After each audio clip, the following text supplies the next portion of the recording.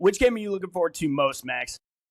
Oh man, probably Texas Tech Oregon. I think that game. I could see that game going down as the best game of not only the entire college football playoff that we get this year, but maybe one of the best games of the entire year. I genuinely have no idea who's going to win that game. It's going to be awesome to see Dante Moore, who I think right now is QB1 in the draft, go up against that all-time Texas Tech defense.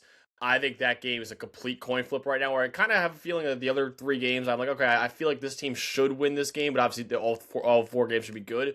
That game, I have no idea who's going to win that game. And I really think there's a chance that it's going to end up being an all-time game that we get on Thursday.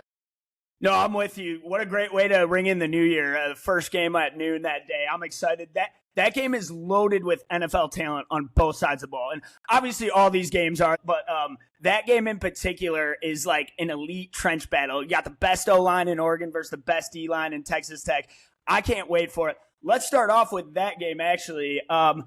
That is 12-1, two 12-1 teams. The over-under is 52.5. Two teams who have elite defenses, but also know how to put points on the board. Texas Tech, to me, is the ultimate wild card in this tournament because we just don't know what they'll look like against elite competition. We haven't really seen it in the Big 12. They sort of dominated everyone they played outside of one game. They have the largest margin of victory at 29 points per game. And I'll come out and say it. Texas Tech was my champion in a bracket that I made a couple weeks ago for the the college football playoff bracket. Obviously, it'll never be March Madness, but I got Texas Tech over Georgia in that one.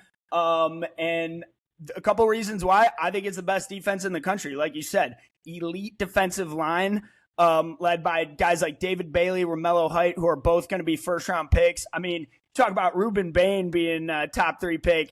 David Bailey could be one as well. I mean, he is just as good, 90 PFF grade with like 13 and a half sacks or something, like one of the tops in the country. And then the highest team defensive grade. People were impressed by Indiana's defense. That was a 94 PFF grade. Texas Tech has a 96 PFF grade. Tell us about their elite defense. Dude, it's crazy. If you actually look, right, you mentioned the 96 PFF grade. If you look at all of the defensive grades on PFF they are number 1 in the country in run defense grade, number 1 in the country in tackling grade, number 1 in the country in pass rush grade, and number 1 in the country in coverage grade. Like, that's just insane. You usually, like, the best defenses in the country usually are like number 1 in one of those metrics, and then maybe like top 10, top 15, or top 20 in the other metrics. And like, no, Texas Tech is the best in every metric. Now, you're right. They have played BYU, which I think BYU is a good team. I would have had BYU in the playoff, honestly. And they beat BYU pretty soundly both times. But other than that, you're kind of wondering, okay, what would it look like against an Oregon offense led by the hottest quarterback in the country right now, and Dante Moore, an elite offensive line that Oregon's got too, some really good weapons, and obviously 3 fantastic running backs they have too. That's the big storyline is, okay, how good is the Texas Tech defense? I'm with you. I have Texas Tech actually winning this game because I don't think people understand just how good this Texas Tech defense is. I think it's up there with like the 2022 Georgia defense that we saw a few years ago. Like some of the other defenses that we saw recently. I think this is truly going to go down as one of the all-time great defenses that we see in college football. And I think Oregon is going to be interesting to see if they could pull it off against it. If they can, and if Dante Moore can play well, then I mean, I'm already all in on Dante Moore. I'll be even more all in on this kid if he comes out there and has a great game against that defense and leads the Ducks to victory. Yeah, you got that right. The only defense, in fact, who has given Dante Moore any sort of fits has been Indiana's defense, who is the second highest PFF grade in team defense next to Texas Tech. So there you go. This is the ultimate challenge for Dante and the ultimate test for this Oregon O-line. We haven't even talked about Jacob Rodriguez, who I think is the best defensive player in the country. It seems like every time he goes for the football, he just knocks it out. Tell us about Rodriguez and what he can bring in the second level of this Texas Tech defense. Everything. And if he's not the best defensive player in the country, his teammate David Bailey is, honestly. Like, that's how good this Texas Tech defense is, honestly. I think Rodriguez, man, what he did at linebacker this year is crazy. I would have had him as a Heisman finalist, honestly. He should have been there. He should have been in New York for sure. Crazy, man. Like, I think he's like number 1 in the country in run defense grade and number 1 in the country in coverage grade for almost all defensive players. And, he has like a few picks this year. He has like the 7 forced fumbles this year. He's always making tackles too.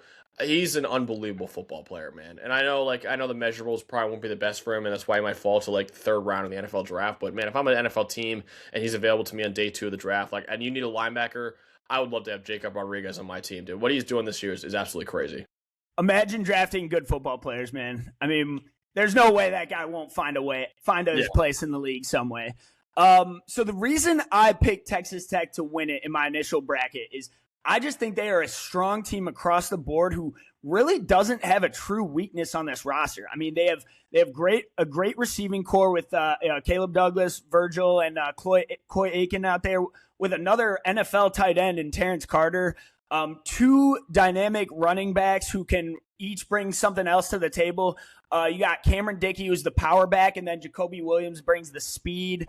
Both good pass catchers as well.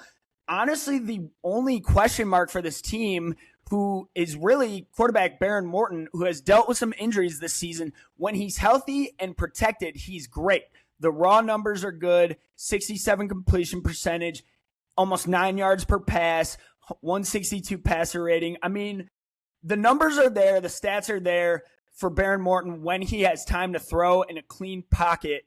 When protection breaks down, he's not much of an improviser. Not great with his legs compared to like Will Hammond, who is the backup. But when Morton is healthy in a clean pocket, he's been great. 79 PFF grade. Why do you think this game could come down to Baron Morton ultimately? Yeah, I think that's the one thing I'll point to. It's not like Baron Morton's been a bad quarterback this year at all, but like I would probably say he's the worst quarterback remaining out of the 8 quarterbacks we have left in the playoff right now. But again, he's not been bad. I think Baron Morton, you mentioned it perfectly. He's fantastic from a clean pocket. When he's under pressure, though, that's when he really starts to fall apart a little bit. So I think that's the one thing. Dolan picked up Oregon to win this game, and one of the things he said that I agree with is like I think Oregon has a major advantage at quarterback, and I think that would be big in this one. I completely agree with him. I think Dante Moore is one of the 3 or 4 best quarterbacks in the country right now, and Baron Morton is again a solid option, but I don't think he's by no means a superstar. Now, the one thing why I picked Texas Tech to win this game too, though, is that Texas Tech's O-line has been fantastic this year, and I think Oregon's pass rush, which has been good, not great.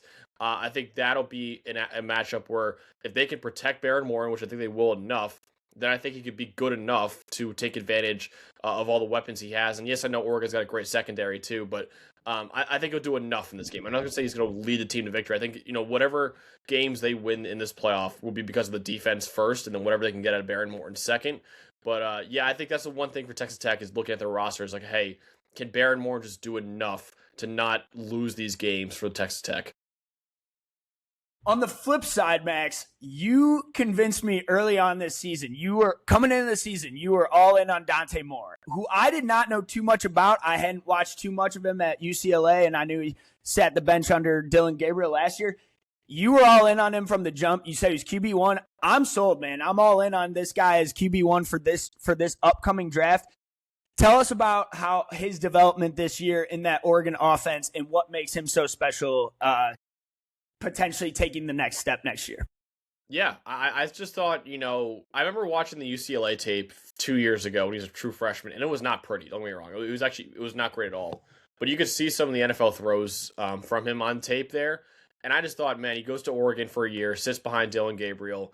He has Will Stein, who I think is one of the best offensive coordinators. I would say he is the best offensive coordinator in the country. Now he's going to be the Kentucky jobber.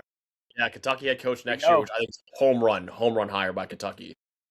I was like, all right, I think with what Will Stein and what Oregon has done in the past with quarterbacks like Dylan Gabriel and Bo Nix, I think Dante Moore could be incredible. And he has been. He's been even better than I thought he would be this year, honestly. And I think, I said a lot of the CJ Stroud comps for Dante Moore, I think are valid. I think he is a franchise quarterback in the NFL. And I as of right now, I would take him over Fernando Mendoza or Ty Simpson if I need a quarterback in the NFL draft.